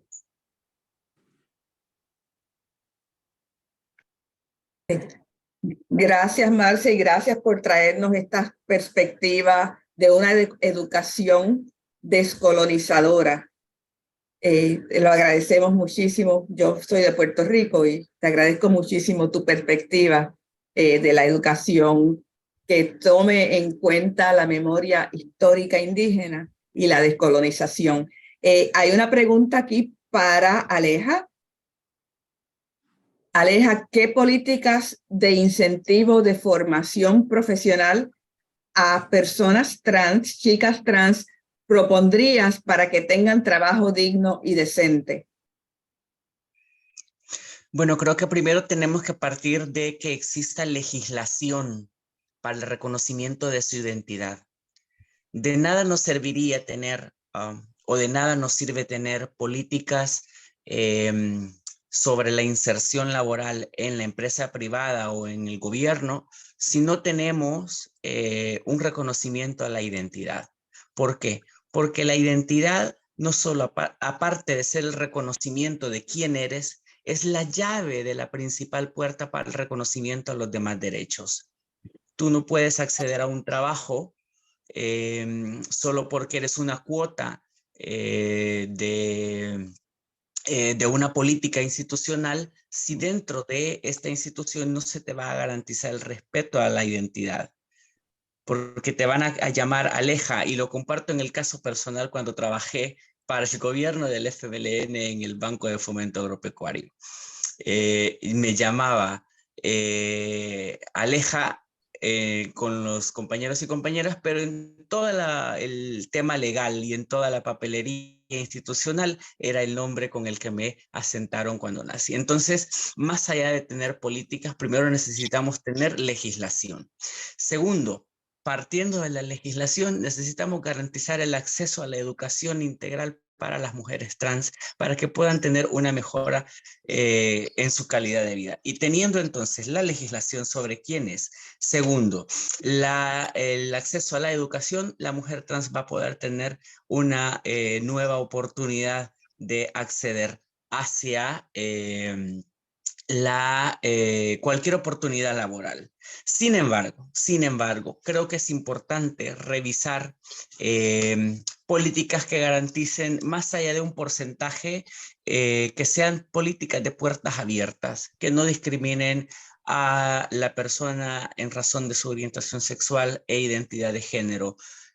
Trabajé hace años para el proyecto del CAFTA-DR sobre derechos laborales, y recuerdo que trabajábamos sobre construir con los sindicatos y con los dueños de las empresas, trabajábamos sobre la construcción de políticas como esta, como la de no discriminación o la de puertas abiertas que le permitieran a cualquier persona, independientemente su estatus serológico o su identidad de género u orientación sexual, el acceder no solo a participar dentro de los sindicatos, sino también que le permitiera tener un trabajo digno y donde le respetaran. No creo mucho en las cuotas, he de ser muy honesta, porque al final la cuota tampoco es una representación digna, pero creo que es un buen ejercicio que en muchos países ha permitido crear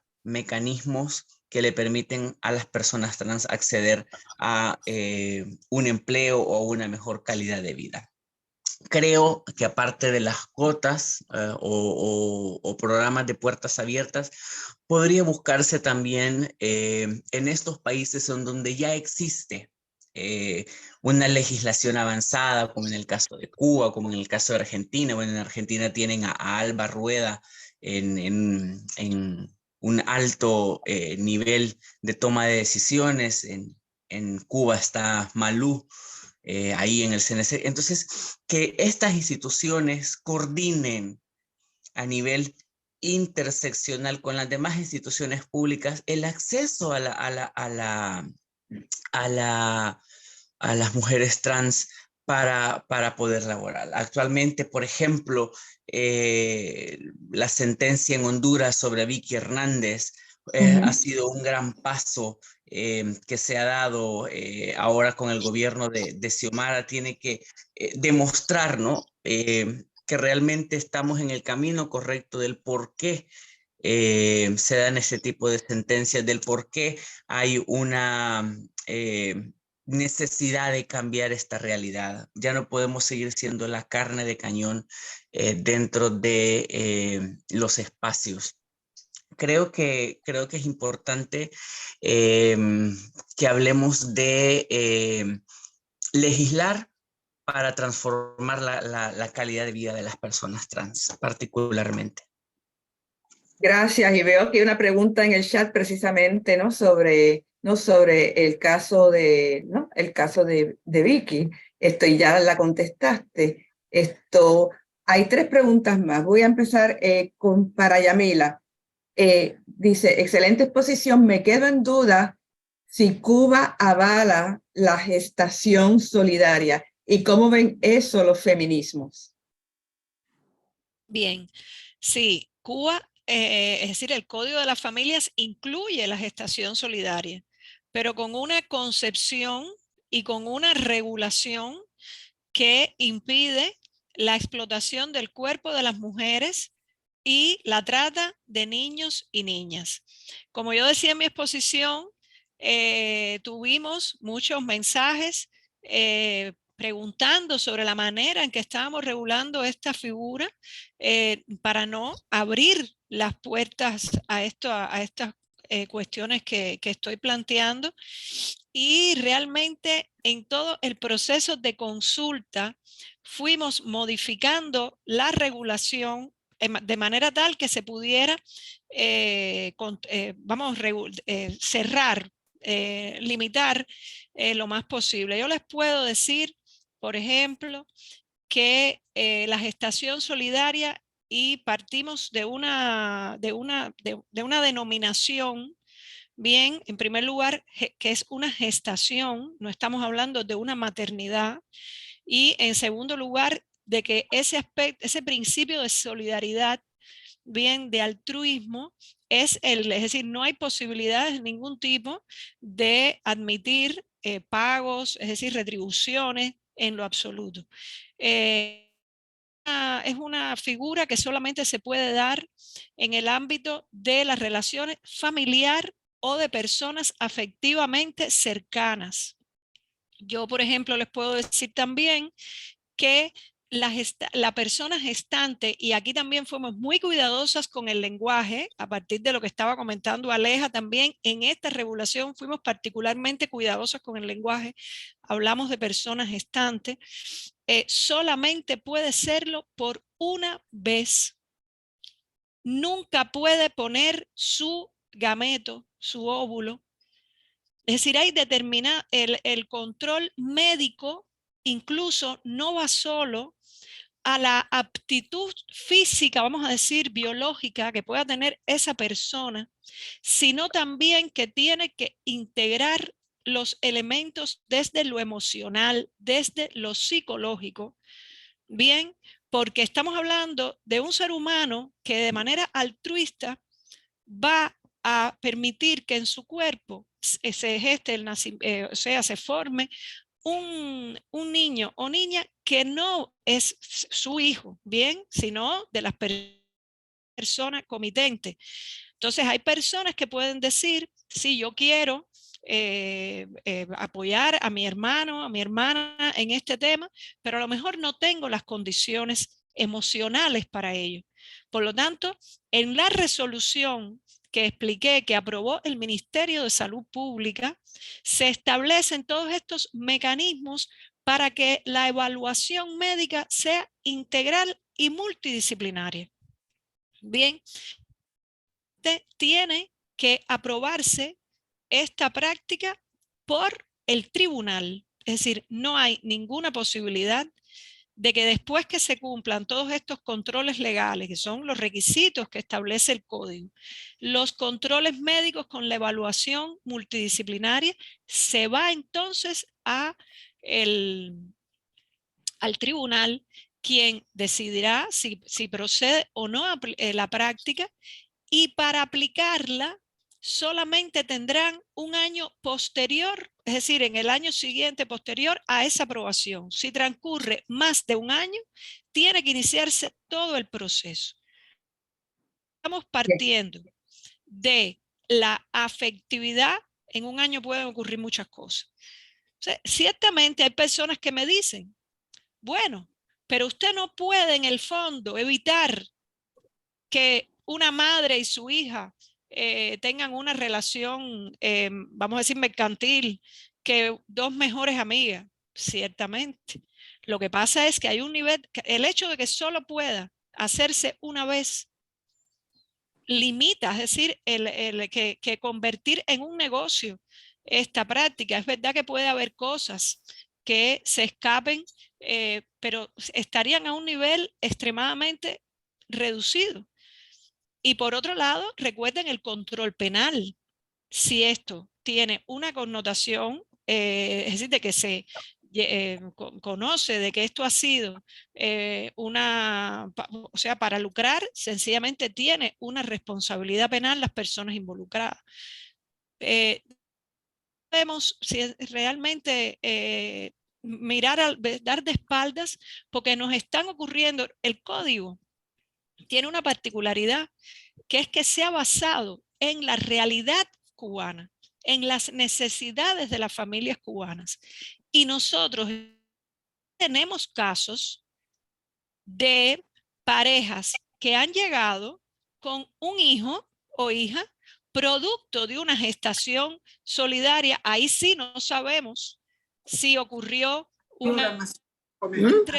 Es decir, no sabemos en qué términos se realizó fuera, y sin embargo viene un niño o niña con un padre o madre cubano y uno extranjero y están solicitando la inscripción de ese hijo como cubano.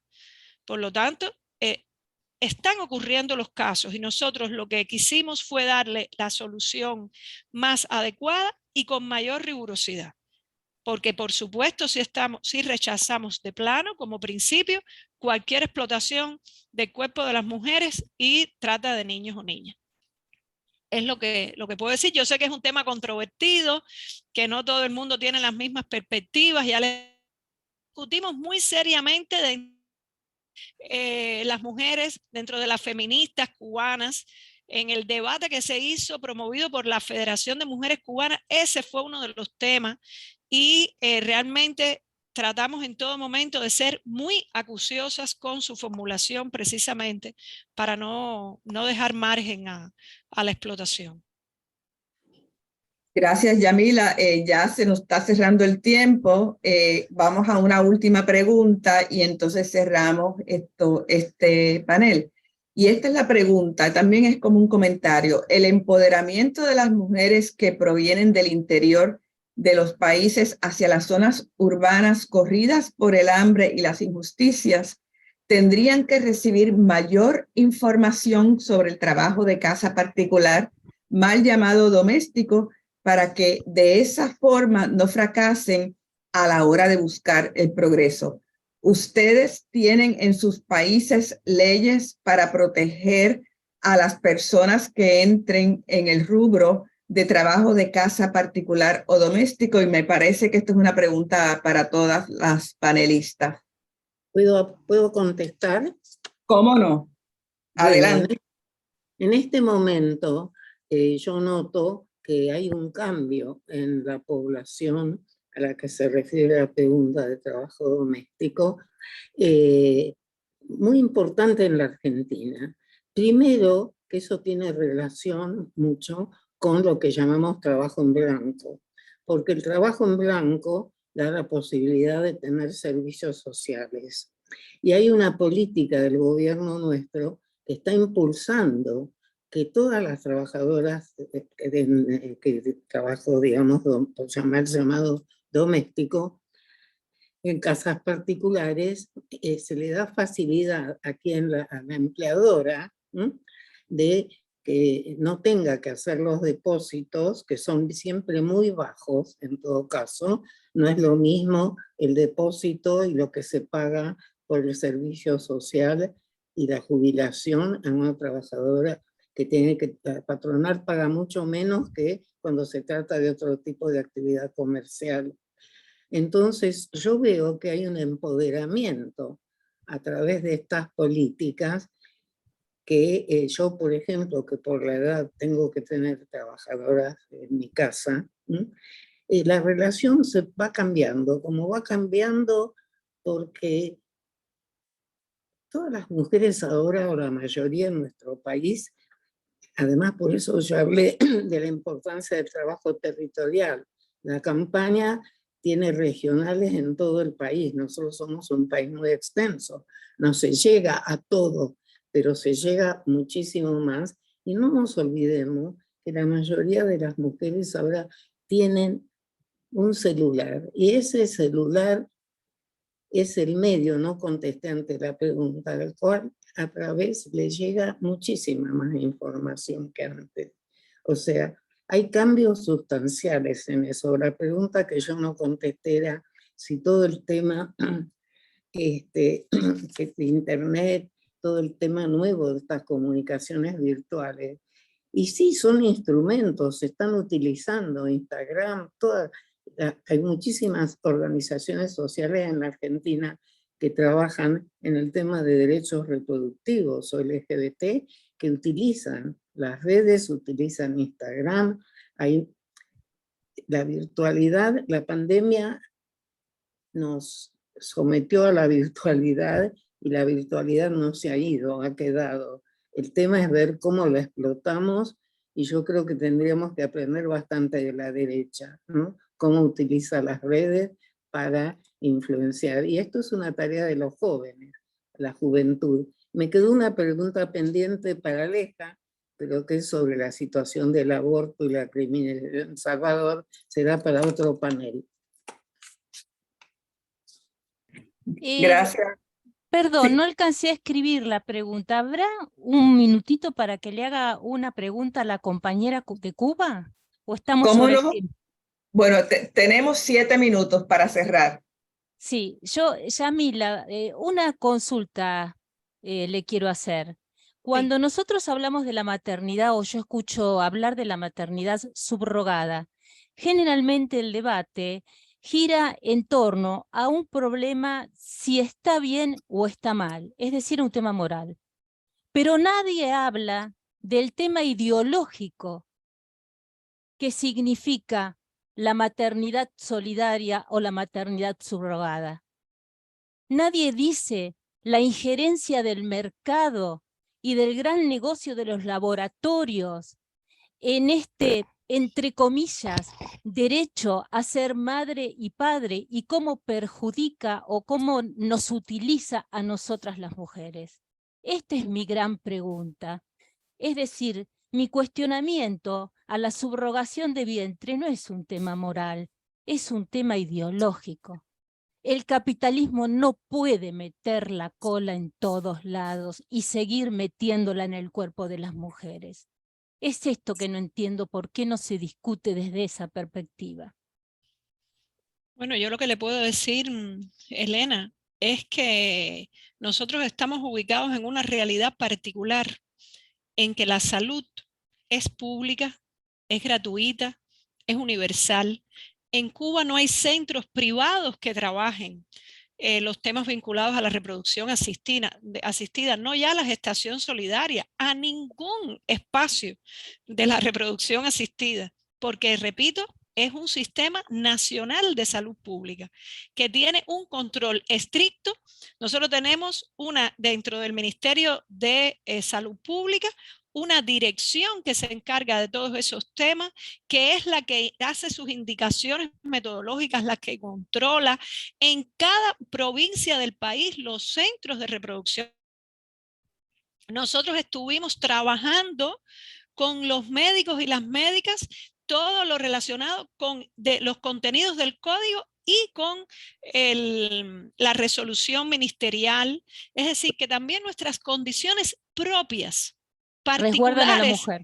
es decir, no tenemos esas problemáticas que entiendo perfectamente que son un problema y que sí, desde el punto de vista ideológico, tienen una connotación muy particular en otras realidades. Pero bueno, nosotros, por supuesto, lo hemos, si nosotros tuviéramos otras condiciones, no lo hubiéramos admitido, sin lugar a dudas. Pero en nuestras condiciones es posible llevarlo adelante. Claro. Gracias. Bueno, tenemos que ir cerrando. Aquí hay un comentario ¿no? que viene de nuestra audiencia que dice: excelente conversatorio, los cuerpos de las mujeres no deben ser explotados ni comercializados de ninguna manera y no debemos de dejar de llamarnos mujeres. Nos costó mucho que nos reconozcan para que nuevamente nos invisibilicen como personas o ellas. Somos mujeres, ellas, nosotras, sumemos, nos restemos. Salimos del ellos para entrar en el ellas, y ella dice, la persona que escribe dice, no, esto, ¿no? Un comentario, una opinión, eso también sería para otro panel, ¿no? Esto es una discusión que puede ser una discusión muy amplia, ¿no? Y hay diferencias de opiniones. Bueno, Elena, vamos a tener que cerrar esto. Bueno. Tengo algo aquí. Ok, Ginny Maider, la presidenta de la IJD, dice, muy buen panel, great panel, excelente panel.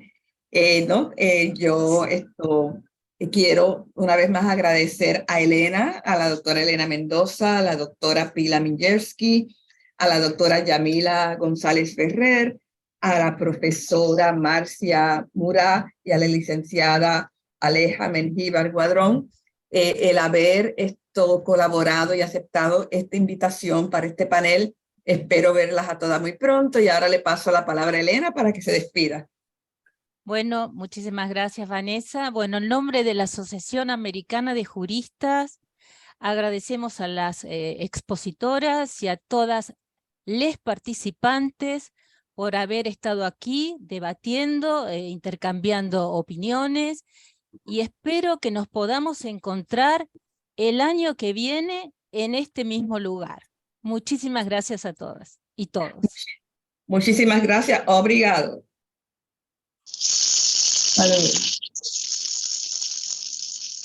Un abrazo grande, Yamila. Un abrazo grande. Un abrazo a todas. Marcia, Aleja. A todas. Pero a Yamila, que es nuestra representante en la ONU. Saludos.